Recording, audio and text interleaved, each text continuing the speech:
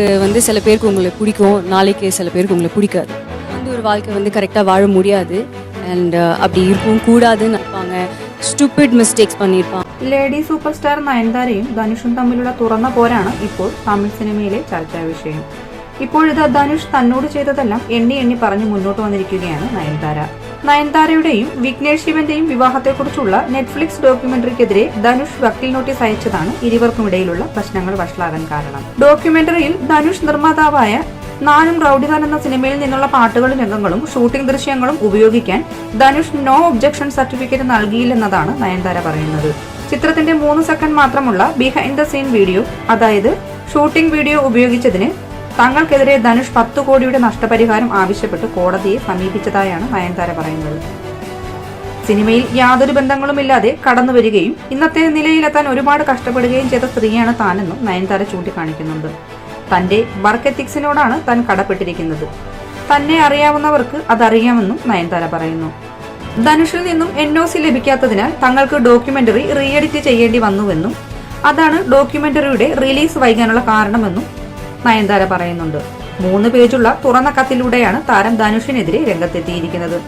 നാനും റൌഡിതാൻ എന്ന സിനിമയുടെ ചിത്രീകരണത്തിനിടെയാണ് നയൻതാരയും സംവിധായകൻ വിഘ്നേഷും പ്രണയത്തിലാകുന്നത്.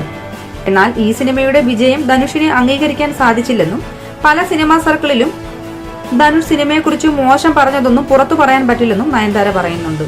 തന്നോടും തന്റെ പങ്കാളിയോടും തങ്ങളുടെ ചിത്രത്തോടും ധനുഷ് പ്രതികാരം ചെയ്യുന്നു. പലതവണ അഭ്യർത്ഥിച്ചിട്ടും നാനും റൌഡിതാനിൽ നിന്നുള്ള ദൃശ്യങ്ങളോ ചിത്രങ്ങൾ പോലുമോ ഉപയോഗിക്കാൻ ധനുഷ് സമ്മതിച്ചില്ല. ചിത്രത്തിലെ പാട്ടുകൾ ഉപയോഗിക്കാനും അനുവദിച്ചില്ലെന്നാണ് നയൻതാര പറയുന്നത്. 3 സെക്കൻഡ് മാത്രമുള്ള BTS വീഡിയോ ഉപയോഗിച്ചതിന് 10 കോടിയുടെ വക്കീൽ നോട്ടീസ് അയച്ചതോടെ ധനുഷ് എന്ന വ്യക്തി എത്ര ചെറുതാണെന്ന് വ്യക്തമായെന്നും നയൻതാര പറയുന്നു. ഓഡിയോ ലോഞ്ചിൽ നിഷ്കളങ്കരായ ആരാധകർക്ക് മുന്നിൽ പ്രസംഗിക്കുന്നതിന്റെ പകുതി പോലുമില്ല നിങ്ങൾ. ആളുകളുടെ ജീവിതം നിയന്ത്രിക്കുന്ന ഏകാധിപതിയാണോ നിർമ്മാതാവ് എന്നും നയൻതാര ചോദിക്കുന്നുണ്ട്.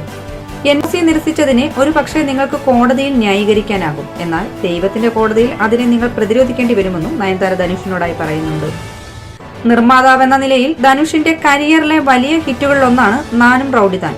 എന്നാൽ സിനിമയുടെ റിലീസിന് മുമ്പ് നിങ്ങൾ പറഞ്ഞതെല്ലാം ഇപ്പോഴും ഉണങ്ങാത്ത മുറിവാണ് തങ്ങൾക്ക്. സിനിമ ബ്ലോക്ക് ബസ്റ്റർ ആയപ്പോൾ ധനുഷിന്റെ ഈഗോയ്ക്ക് മുറിവേറ്റു. തുടർന്ന്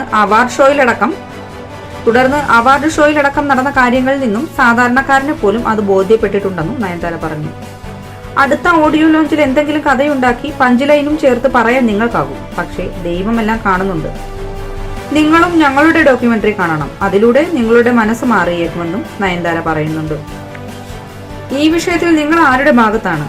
നയൻതാരയുടെ ഭാഗത്താണെങ്കിൽ നയൻതാരയെന്നും ധനുഷിന്റെ ഭാഗത്താണെങ്കിൽ ധനുഷ് എന്നും കമന്റ് ചെയ്യുക. നിങ്ങളുടെ മറ്റഭിപ്രായങ്ങളും കമന്റിൽ രേഖപ്പെടുത്തുക. ഏറ്റവും പുതിയ സിനിമാ വാർത്തകൾ അറിയാൻ ഈ ചാനൽ സബ്സ്ക്രൈബ് ചെയ്യുക. നന്ദി, നമസ്കാരം.